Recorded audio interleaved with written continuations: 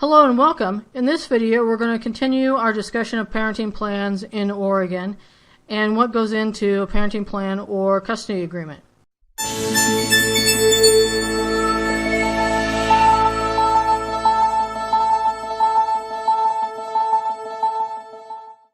As we start in part 2, let's talk about what goes into a parenting plan so that you know what is required to get a plan accepted by the court.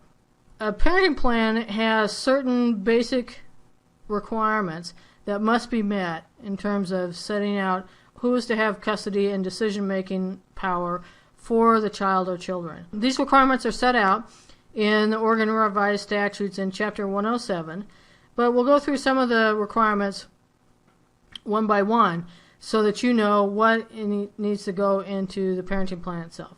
First of all, the parenting plan should say when a child spends time with each parent. The parenting plan also needs to say if the custody is sole, which means that one parent has primary residential custody and the other parent has visitation rights, or it's joint, which means that the child splits time between each parent and is more than 25% of the time with each parent.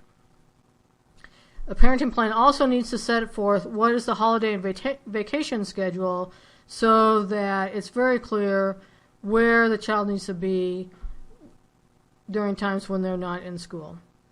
Parenting plan needs to set out who makes healthcare decisions and how that information is relayed to the non-decision making party, or if the parents are required to make those decisions jointly. The same holds true for educational and religious decisions, and that means that the parenting plan will set forth whether or not one parent gets to make those decisions, and if so, who that parent is, or if the parents need to come to a cooperative decision together to decide what to do about educational issues or decisions for the child. There are also two different kinds of parenting plans. There's a general or basic parenting plan and also a detailed parenting plan. So let's take a minute to talk about the general, or sometimes called a basic parenting plan, and what's involved in that. General parenting plan is a pretty flexible document. It still covers the general rights and responsibilities of each parent and sets forth the minimum amount of parenting time the non-custodial parent has with the child or children. But it gives a lot of leeway for parents to agree to make decisions together.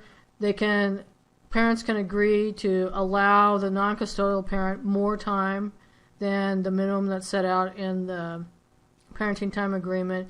They can make decisions jointly about all of the other things that come into a child's life in terms of sports, extracurricular activities, things to do with religious matters, and also where and what type of school the child should attend. This is the kind of parenting plan that works for parents who can discuss what the child's needs are in a rational and cooperative format, and also shows that the parents can work together to make decisions for the child that work well for the child and for both of the parents. It's very important to try your very best to have a general parenting plan in place that the parents work on together, because otherwise you're going to end up with a detailed parenting plan.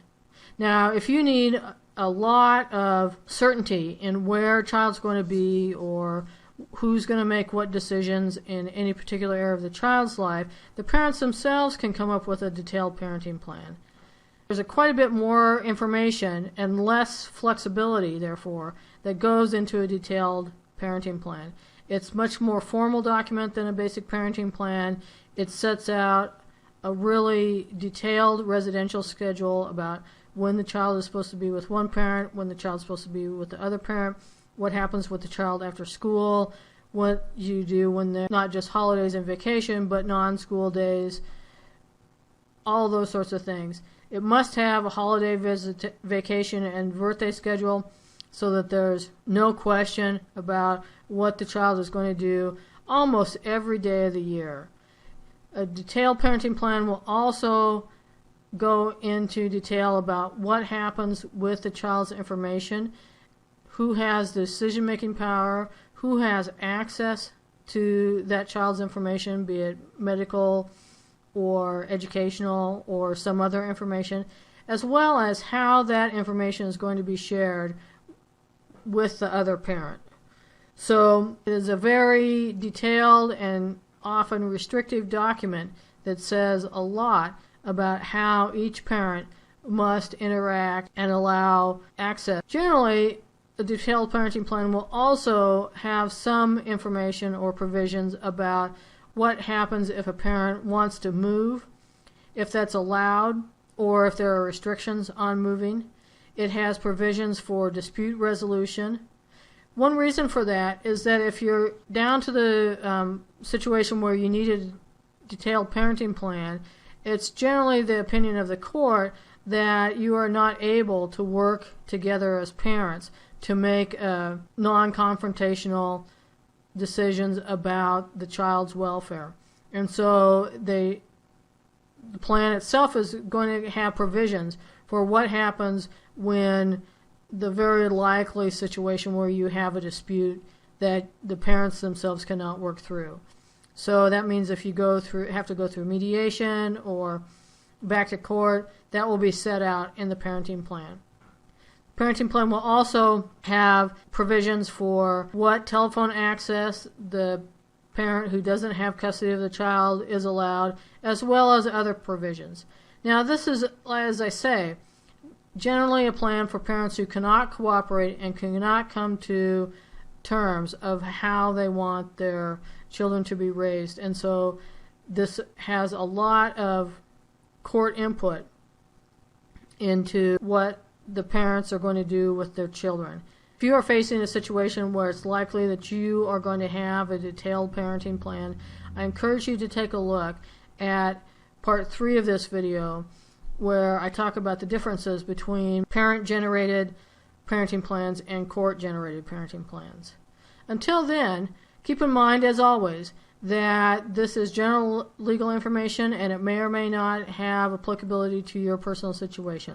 So if you have some question that needs to be addressed for your specific circumstances, make sure that you talk with an attorney who's licensed in your jurisdiction to handle your particular set of facts.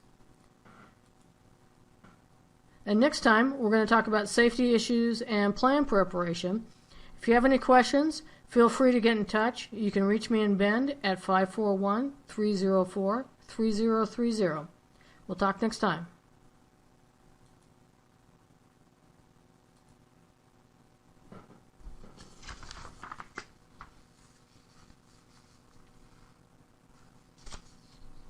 Hello and welcome.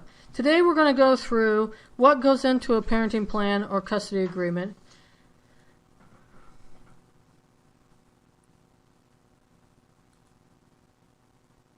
Now we're here at part 3, where we're going to wrap up everything that is needed in a parenting plan to get it before the court and accepted.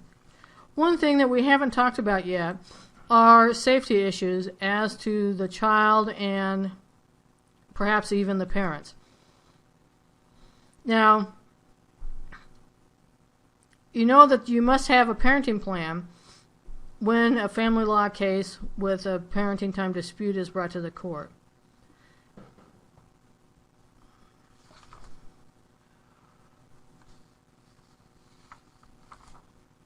So the question remains, who is it who prepares a parenting plan?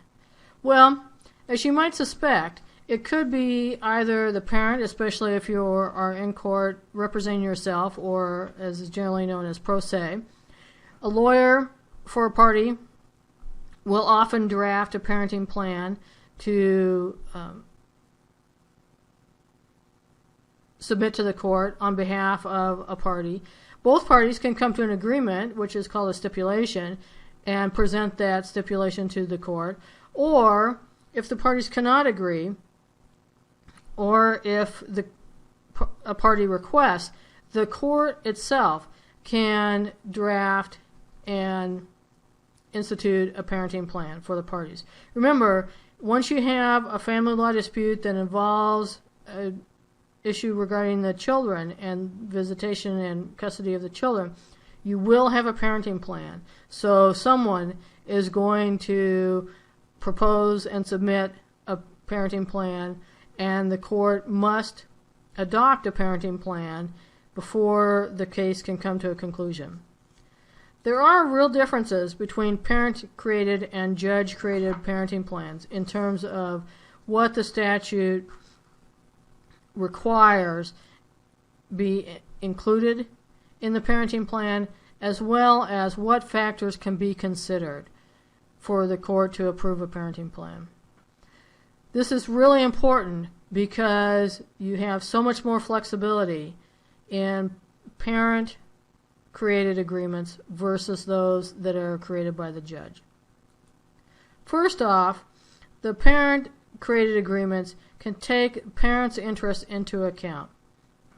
It can also be a basic or general parenting plan, which has a lot more flexibility in it than a detailed parenting plan for the parents to decide between themselves how they want to handle custody and visitation on a day-to-day basis. When the court steps in and makes a parenting plan, it is required under the Oregon statutes to make sure that it only considers two things when developing the parenting plan. And the detailed parenting plan can be requested by a parent, or it can be brought, or it can be the court's responsibility if the parents can't themselves come up with a parenting plan. So when you have a detailed parenting plan, the court only can take a look at what are the best interests of the child and take into account the safety of the parties. That means that the court is not going to consider what is convenient for either of the parents, what the parents' wishes may be, and even what the child's interests might be in terms of where the child wants to live or how the child wants to divide his or her time. The court only gets to decide what the parenting plan based on what the court determines is in the best interest of the child, and make sure that the safety of the parties is preserved as well. So those two things make it really different than a negotiated and agreed upon parenting plan that the two parents had input into drafting and putting before the court. The court agreement also will be a very detailed document that breaks down very specifically when each child or when each parent is to have custody with the child. So I hope that answers a lot of your questions about parenting plans and custody agreements in Oregon. As I've said before, make sure that you understand that this presentation talks about general issues and developments in the law. That doesn't necessarily mean that it is. That doesn't mean that it has general. That doesn't mean that this shouldn't be construed as legal advice for your particular circumstance. So if you have an issue about child custody or parenting plans that you need answered regarding your specific issues or problems, make sure that you talk with a lawyer in your jurisdiction to get the advice you need on your particular fact pattern. If you have, if you would like more information, please look at our other videos on YouTube. They're under Divorce Matters. You can look at our resources and information on alturaslaw.net. Also, if you are in Central Oregon and have questions about your child custody or divorce case, feel free to give us a call. You can reach me at 541-304-3030.